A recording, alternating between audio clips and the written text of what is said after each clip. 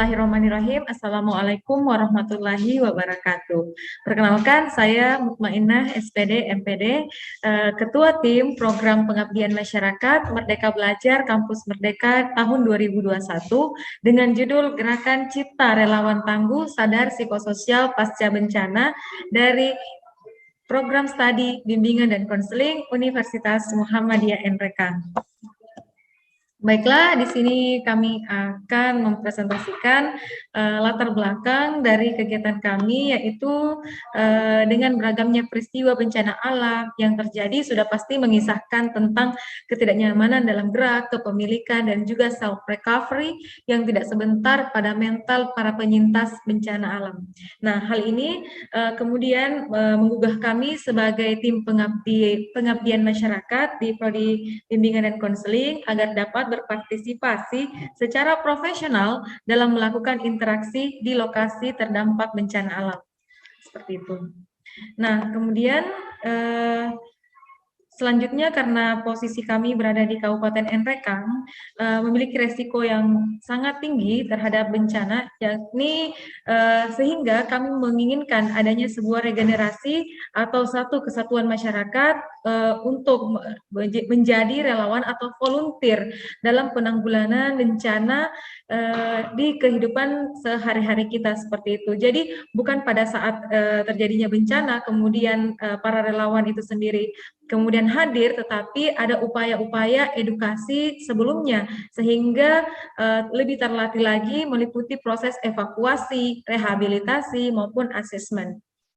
Sehingga dipandang perlu untuk diberikan penguatan berupa pelatihan pelayanan psikososial karena berdasar pengalaman di lapangan seperti keterlibatan kami pada banjir bandang Masamba dan pasca gempa di Majene dan Mamuju, kami tim BK Peduli sangat tidak mudah untuk memaksimalkan layanan psikososial karena diakibatkan tidak banyaknya tenaga pelayanan psikososial itu sendiri. Nah, tujuan kami dalam mendukung program Merdeka Belajar Kampus Merdeka, yang pertama itu kami memiliki tujuan utama dalam menyiapkan relawan psikososial yang unggul, tanggap pada kondisi darurat kebencanaan. Kemudian selanjutnya memberikan pemahaman kepada calon relawan tentang pentingnya dukungan psikososial pada penyintas bencana alam. Nah, yang ketiga, agar supaya relawan yang kami latih dapat terampil dalam memberikan psychological first aid kepada para penyintas ketika terjadi bencana alam atau bencana sosial di daerah mereka. Nah, kemudian meningkatkan jumlah penelitian yang diharapkan bermanfaat bagi kebijakan MBKM itu sendiri dan transformasi pendidikan tinggi. Selanjutnya, yang terakhir dari kami, tujuan kami yaitu mendapatkan rekomendasi kebijakan dari tingkat program studi hingga tingkat nasional dalam implementasi penelitian dan pengabdian masyarakat melalui Merdeka Belajar Kampus Merdeka di perguruan tinggi swasta, serta mempercepat penerapan dan pemanfaatan hasil penelitian dan pengabdian kepada masyarakat di program tinggi swasta khususnya di Universitas Muhammadiyah NRK itu sendiri. Lalu output yang kami gadang-gadang yang pertama adalah jurnal hasil penelitian MBKM di tingkat prodi bimbingan dan konseling karena kami punya jurnal yang bernama EduPsycons. Yang kedua yaitu jurnal hasil penelitian MBKM di tingkat fakultas adalah EduMaskul yang sekarang Sinta 6. Yang ketiga jurnal hasil penelitian MBKM ini di tingkat universitas adalah Journal of Counseling and Development dan berupa Scopus. Yang keempat, 3 hasil penelitian terbaik PTS. Yang kelima adalah artikel atau jurnal rekomendasi peningkatan MBKM di Universitas Muhammadiyah NRK itu sendiri. Nah, lalu strategi pelaksanaan pengabdian untuk mendukung MBKM akan dilakukan melalui langkah-langkah sebagai berikut. Yang pertama, pengabdian dampak MBKM di tingkat program studi dilaksanakan oleh mahasiswa, dilanjutkan oleh dosen bimbingan dan konseling, lalu pelaksanaannya pada tingkat fakultas, pada sesi berikutnya dilanjutkan pada tingkat perguruan tinggi. Secara umum oleh LP2M sebagai pelaksana.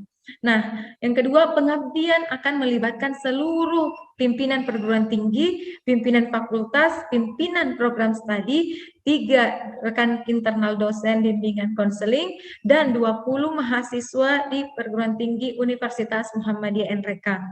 Yang ketiga, pengabdian akan dilaksanakan pada minggu pertama sampai dengan minggu ketiga bulan Desember. Yang keempat, hasil pengabdian akan dilakukan seminar pada tingkat prodi, fakultas, dan perguruan tinggi di LP2M Unimen itu sendiri.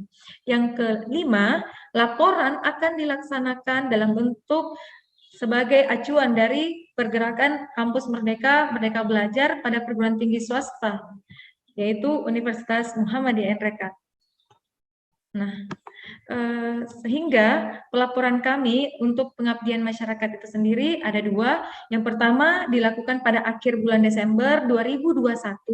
Yang kedua, laporan pengabdian kepada masyarakat berupa minimal 3 video, 3 hasil pengabdian masyarakat di tingkat perguruan tinggi.